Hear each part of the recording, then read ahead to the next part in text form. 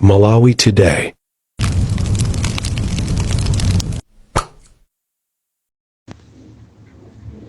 Ojo tsapagati chakula pomwe omenyera mfulu ati boma lichite majawu ponika sulamulo lodetsa kujo tsapagati. Malawi Defense Force ati mgwirizano omayiko ndiwofunika pa ntchito yokhazikitsa mtendere m'chigawo cha mu Africa. Boma lati ndondomeko ya Youth Innovation Fund ithandiza kukweza bizinesi za chinyamata. Nkhani zina boma la South Africa lachenjeza atsikana kuti asatengeke ndi nkhani za ntchito zabwino zakunja zomwe zafala pa masamba mchezo. Pano nazi nkhanizi masatanetsatane. Nthambi yoona za chisamaliro cha amayi omwe tsapagati mu nduna wa zaumoyo yati amayi 10,548 anathandizidwa kuchokera mu January mpaka June chaka chino. Chiwerengero chomwe ndichokwera poyerekeza ndi amayi 9,972 omwe anathandizidwa nthawi ngati yomweyi chaka chatha. Mkulu wa nthambiyi a Charles Mhota wati mwa amayiwa amayi 25 anamwalira kamba ka mavuto ochotsa pathupi. Chiwerengero chomwe ndichotsikirako poyerekeza ndi amayi 35 omwe anamwalira chaka chatha nthawi ngati yomweyi. Pakadali pano mkulu wa bunge la Malawi Human Rights Resources Center Emma Kalia wati iwo siwodabwa maka ndi kuchuluka kwa amayi omwe amakafuna thandizo akachotsa pakati, ponena kuti boma sili kumvera pempho lawo loti awunikenso malamulo oletsa kuchotsa pathupi. Blessings Mbewe walemba ripoti lomwe akuwerenga Winston Kaimira. Kaundula wakuluakulu za umoyo akusonyeza kuti 28% ya amayi omwe amafuna thandizo kamba kotaya pakati ndi azaka pakati pa 20 ndi 24. Mkulu wa bunge la Malawi Human Rights Resource Center Emma Kalia wati ndizodandaulitsa kuti amayi komanso asungwana ochuluka akupitiriza kuyika miyoyo yawo pa chiopsezo pomwe amagwiritsa ntchito njira zosiyanasiyana pochotsa mimba kamba kakuti malamulo a dziko lino sawalola kulandira thandizo loyenera. Alipo amena kutipea kosi kuna wale wanaona kuti kukhala sasa mungu ndikupa kama angola zinzamu ndiko makoda amena kufa siazo anthu akatosa mimba kuzibo kandi kuti atosauka batazimana ndira koma mwangu mwana ndakuyeni tinokuza kuzithandizana mafuta mno ezana nawo ndimasunga zvene zipatala tani ndibawo ngaso sofunikira zambiri zambiri masunga mno Mawate mkulu wa zamalonda ndi kufalitsa nkhani kubadira mtsogolo Asimi Antodi wagwirizana ndi Kalia ponena kuti ndikuyenera kuunika malamulo a dziko lino pa nkhani yochotsa mimba. Ndakakonda mwina tinakakhala dziko tikuunikira bwino kuunikira kwathu kulakhala potere namba 1 timayenera kuwamvera amayi ndi atsikana onse amene akumana ndi mavuto chifukwa chotesa pakati chifukwa alipo ndithu kumene mkuyankhula muva zifukwa zawo zimanesera pakati unakalisa kuti pakati malamulo omwe dziko lino limagwiritsa ntchito pakadali pano amalola kuchotsa mimba ngati moyo wa amayi oyembekezera uli pa chiopsezo. Winston Kaimira kuwerenga ripoti lomwe walemba Blessings Mbewe. Wachiwiri kwa mkulu wa Malawi Defense Force Command and Staff College kusalima Colonel Alfred Matambo wati kuchita zinthu pamodzi pakati pa mayiko a Africa ndi njira yabwino yolimbikitsira mtendere mchigawochi.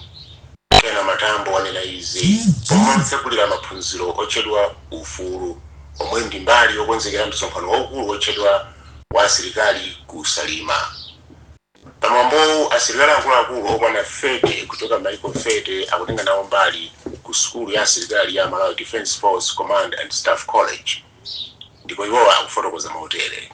Kupangira maphunziro amene walimozi ukuthandiza kwenikweni chifukwa chokuti mwachitsanzo amene Malawi osati MDF koma Malawi MDF prison police onsewa amagwira ntchito zozesa mtendere mayiko amene kwasoweka mtendere monga mwati kuna likondo ndi tikapita mayiko amene sitimagwira toka ngati Malawi komanso timagwira ndi mayiko ena nawo amene apereka angawo kuti akagwira ntchito imene mwachitsanzo pamene ku Mozambique kunali nkhondo mayiko amene anapita kumene kwanali mayiko angapo amagwira ntchito limodzi ku Democratic Republic of Congo nakonso maiko amene akufunisa mtendere kumeneko alikonso maiko otuluka amagwira ntchito limodzi. So maphunziro amenewa amatiza kuti nzeru zathu oluso lathu pofunisa mtendere likhale lofanana kuti choncho pamene tikugwira ntchito zathu tikagwire limodzi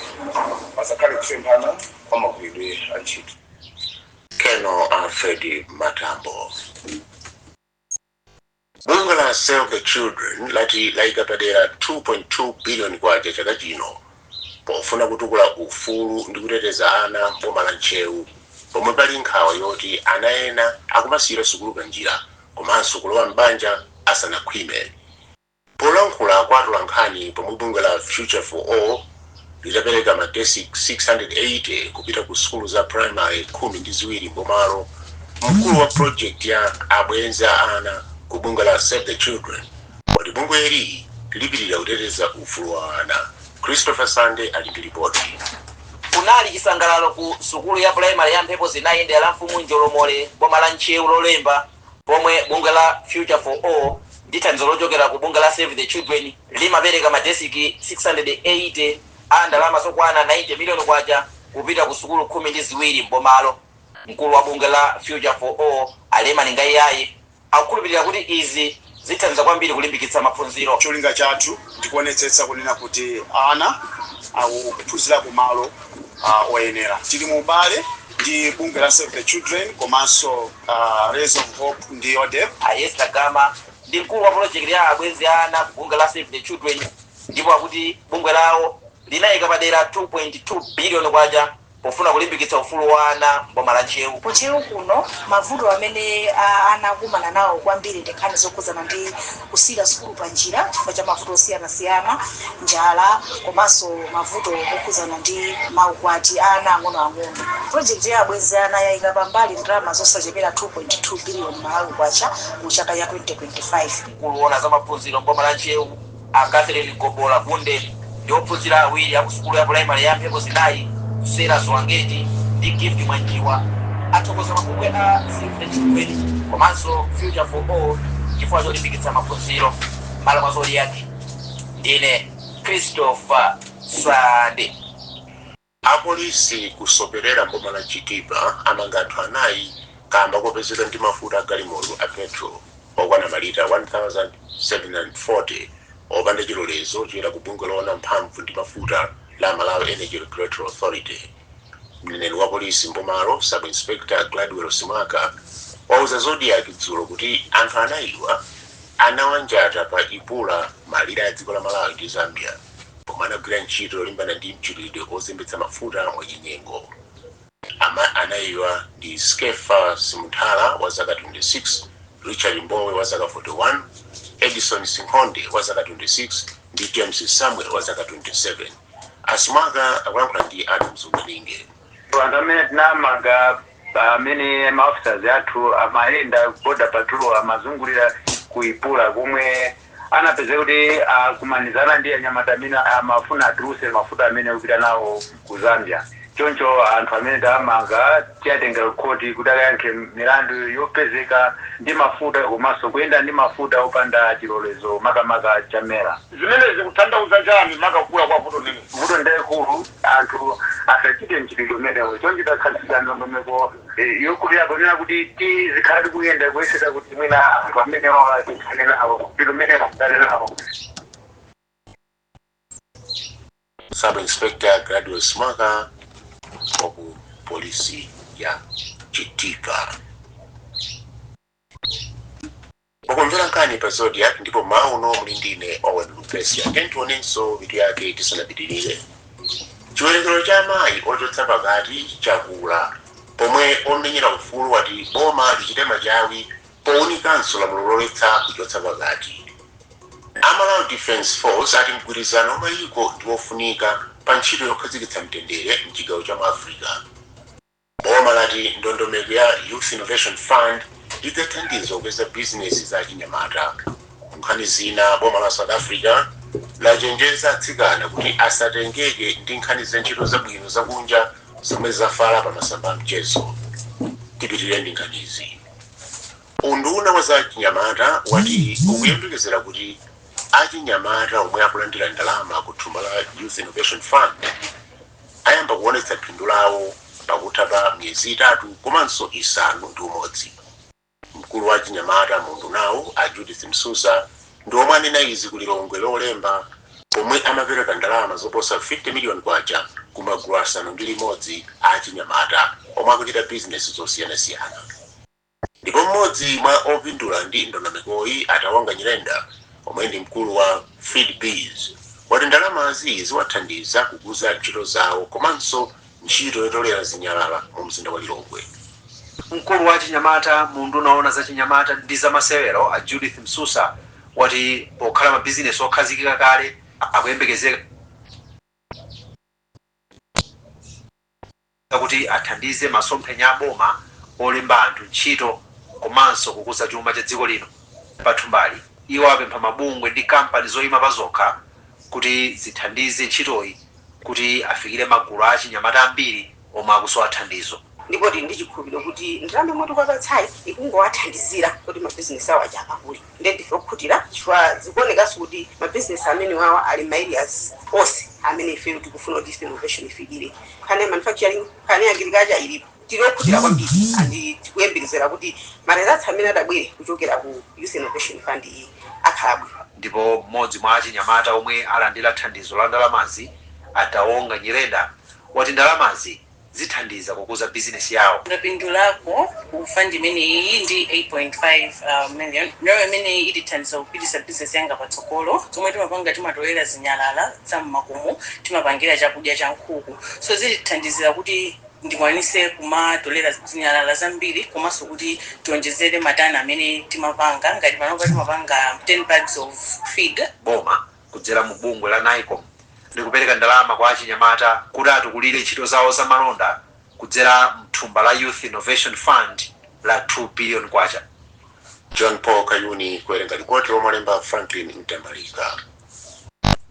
Pokhudzika ndi kusoweka kwa chinsinsi kwa anthu ofuna thandizo la mankhwala otalikitsa moyo, bungwe la AIDS Healthcare Foundation AHH lamanga zipinda zonjezera za zipatala za Mgabu, Gaga ndi Ndakwera boma la Chikwawa.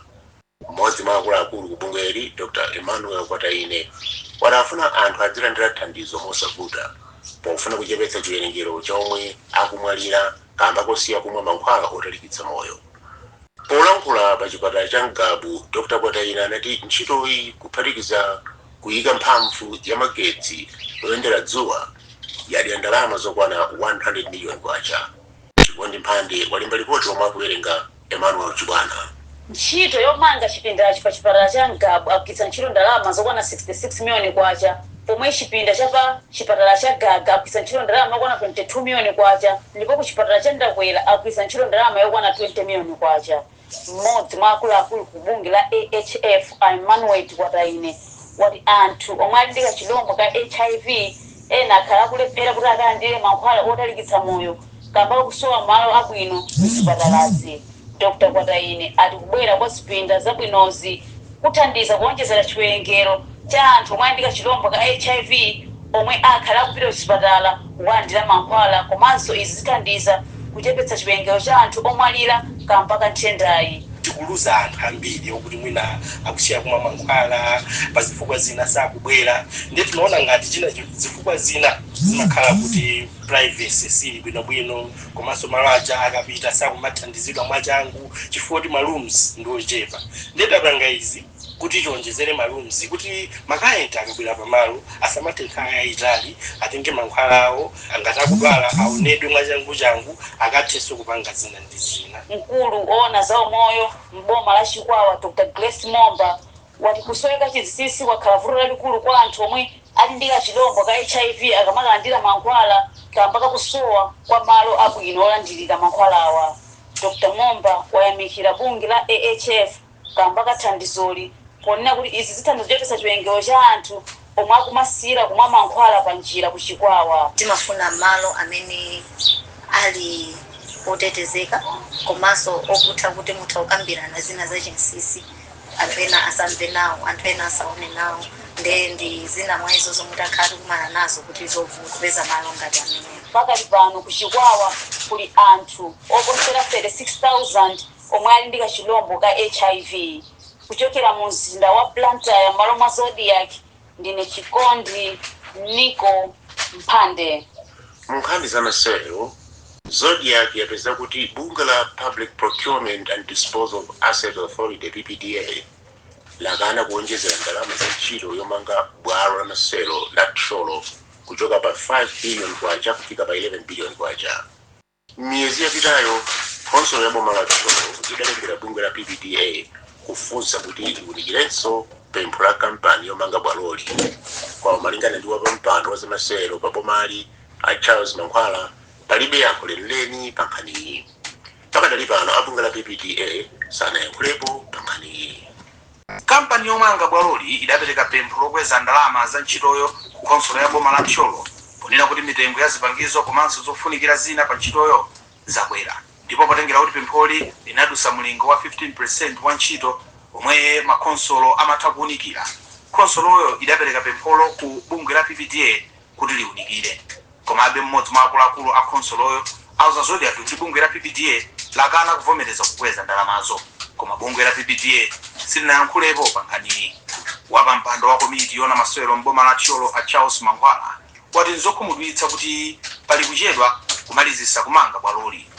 Kuchedwa kumalizisa stadium sikukhuza kwambiri boma la Tcholo koma chigawo chonse chakumera, chifukwa ifeyo ngati anthu a boma la Tcholo tinayembekeza kuti stadium ikatha tikhala tikuonera matimu a Super League komanso matimu amene ali mboma la Tcholo league imene ili kusokuno kukapena association atanso kumayendesa bwino matimu makumanirana pamene papa komanso ma business aima panopeteka kuti anthu ambiri nakonzeka kuti kukhale ma business osiyanasiyana koma sizikutero anthu ngokhuzidwa kwambiri kuti stadium ikukani kuchedwa. Pakadali pano ntchito yomanga bwaloli imene idayamba mu 2019 yayima kamba kuti kampani yomanga idachokapo pamalopo.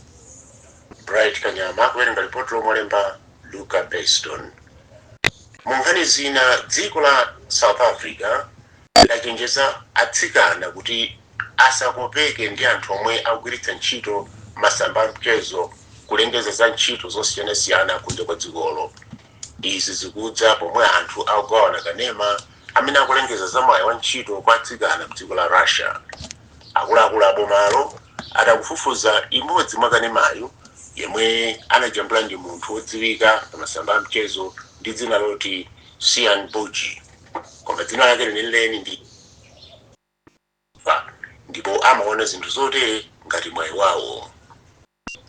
Apansotu ndiye pa mtsiriziro pa nkhanizi kummawa kuno padakali pano koma tisanasiyane tionenso mitu yake. Chiwerengero cha amayi ochotsa pakati chakula pomwe omenyera ufulu wati boma lite majawi powunikanso lamulo loletsa kuchotsa pakati. Malawi Defense Force ati mgwirizano mayiko ndi wofunika pa ntchito yokhazikitsa mtendere mchigawo cha Africa. Boma lati ndondomeko ya Youth Innovation Fund idzathandiza kukweza bizinesi za chinyamata. Nkhani zina, boma la South Africa lachenjeza atsikana kuti asatengeke ndi nkhani za ntchito zabwino zakunja zomwe zafala pa masamba amchezo. Ndine Owen Lupeska, zikomo pokhala nafe. Chotsatira ndi ripoti la zanyengo. Aungatsiyane zanyengo ndi amazi.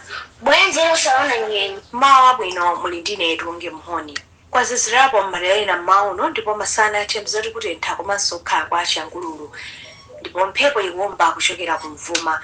Pofika lachitatu tembezo nyengo yotentha ikhala ikupitirira madochuluka mdziko muno. Mauno ku Mzuzu kwazizira ndi madigiri 10 pomwe ku Lilongwe kwazizirapo ndi madigiri 12. Ku Mangochi komanso kwa Nkabu kwafunda ndi madigiri 19 pomwe ku Blantyre kwafunda ndi madigiri 17. Nthawi imene dzuwa lembekezeka kulowa lero pa 26 August 2025. Ku Lilongwe 21 minutes to 6, ku Blantyre 27 minutes to 6 ndi ku Mzuzu 20 minutes to 6. Zanyengo kuchokera ku nthambi yona zanyengo ndi zomwezi. Mwana ndine Tunge Mhoni, mawa wabwino. Amakupatsirani zanyengo ndi amazi.